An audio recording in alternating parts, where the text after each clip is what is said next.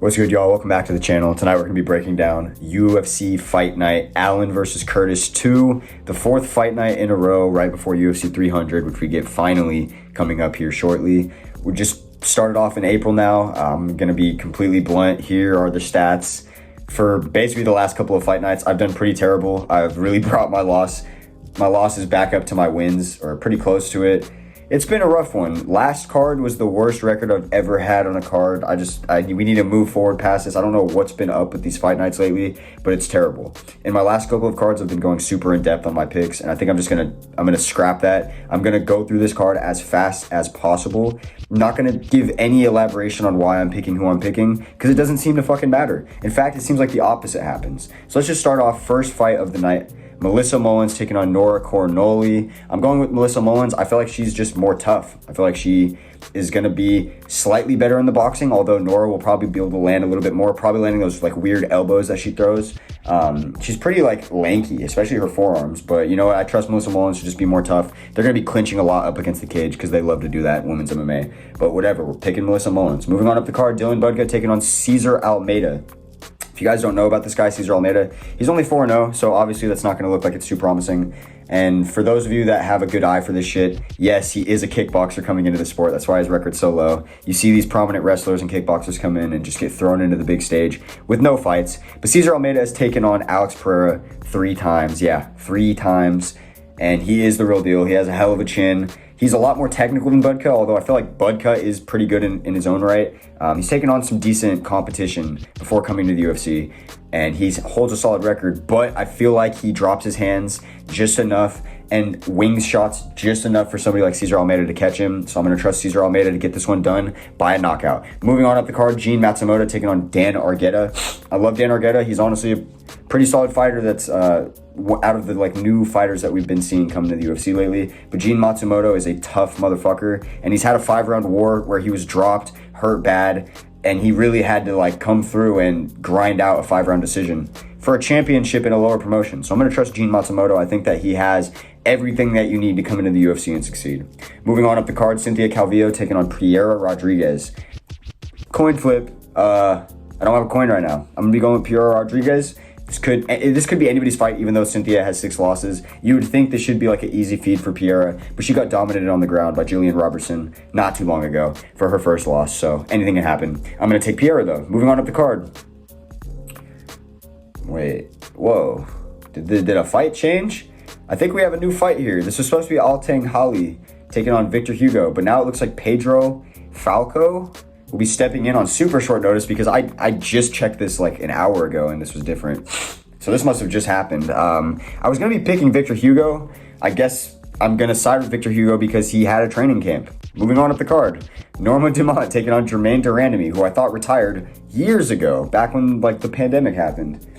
Randamie is honestly a decent striker, but even if she was younger, I'd probably still be picking Norma Dumont here. I mean, Norma Dumont just has the type of style that beats Germaine 9 times out of 10 because she's just the type that goes for guillotines, and you're only going to get that on trash cans like fucking, what's her name, the former champion. Moving on up the card, McGee taking on Alex Morono.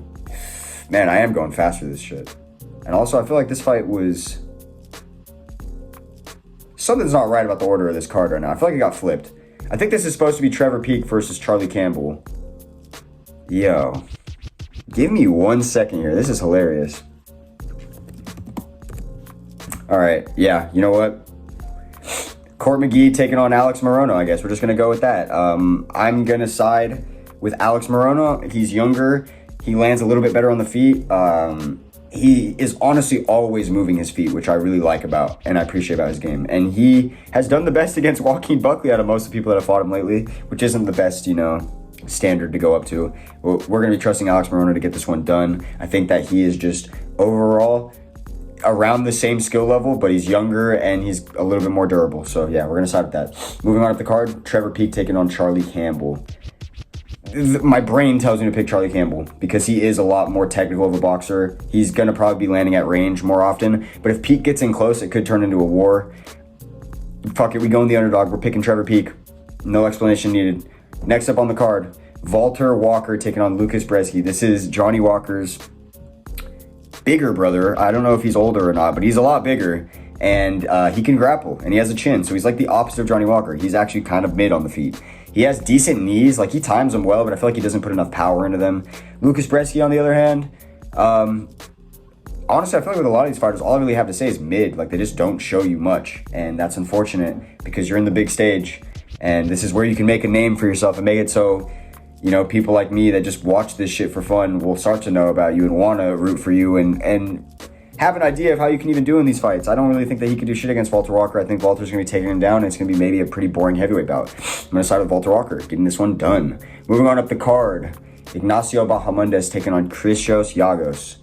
I'm going to start with Ignacio Bahamondes, but I wouldn't be surprised if Christos pulls some weird shit off and is actually able to capitalize on the finish, because he did that before recently in a bout where he was losing bad, and then he kind of lands something. But you know what?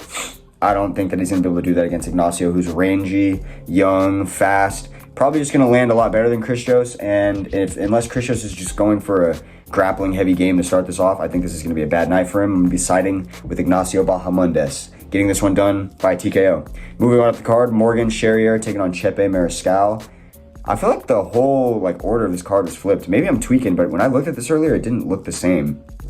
I'm going to be siding with Chepe Mariscal. Again, even though the better part of my brain tells me that Morgan Charriere is just a way crisper of a striker, and he actually has the style matchup that can beat Chepe. But Chepe hasn't lost in the UFC. He hasn't lost in his last 5 or 6 bouts, actually. And he's honestly been cashing in as the underdog multiple times. It's hard for me to keep betting against somebody like that when they're tough, durable, and they really are here to, feed their families and, make some bread. I'm sure it sounds like everybody would be, but you'd be surprised when you watch the sport. You can tell that a lot of fighters are not in it the same way that people that become champions are, or just greats. And I think Chepe, he has the heart to make it high. I think once he gets to the top of, featherweight, bantamweight, wherever he's going to stick to fighting, it's going to be pretty rough for him. But right now, I think that he can get it done against Alexa Morgan Charriere. I'm going to be trying to cash another underdog here. And then we move on to the co-main event of the night, Alexander Hernandez taking on Damon Jackson.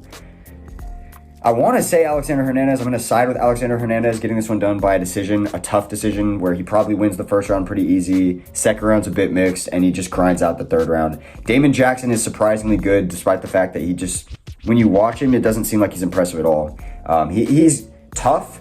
He has good fight IQ, and he's a slick grappler. I'll say that. He's good at reversing positions even from bottom. But I think Alex Hernandez has just enough wrestling, just enough striking, just enough power, the type of build, the speed to beat somebody like Damon Jackson. Maybe if this was Damon a couple years ago, before his recent losses, I would be siding with Damon, but I'm going to be picking Alexander Hernandez to get this one done.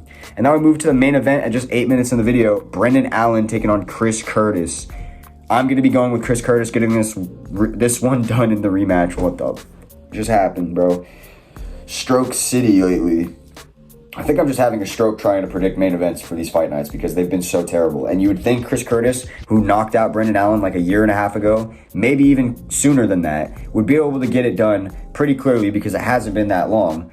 But Brendan Allen has been looking a lot better since that loss. Let me look at Brendan Allen's record real quick just to double check. He's been looking amazing since the Chris Curtis loss. So okay, I'm tripping. It came in 2021 in December, so at the end of the year. So basically 2 years ago. And then he goes on to win a grappling bout, beats Sam Alvey, Jacob Malkoun, Christoph Jocko, Andre Muniz, Bruno Silva, and Paul Craig. That's a hell of a win streak. I think, honestly, and it's cool, both these guys are about to be added to the UFC game, which I just saw earlier, which is dope. EA's finally adding fighters, which they should have had forever. But aside from that, I do think that he is a bit better of a fighter. He has the game plan where he could stay on the feet and be like a rangy striker that mixes in good takedowns whenever Chris Curtis is getting aggressive and pulling in. And my problem with picking somebody like Chris a lot of the time is that he sells when he'll be down or tied in a fight, and he'll just not try to go on the gas, and he'll start taunting you as if you're not having the game plan that's completely countering him. A little bit reminiscent of the Jack Hermanson fight.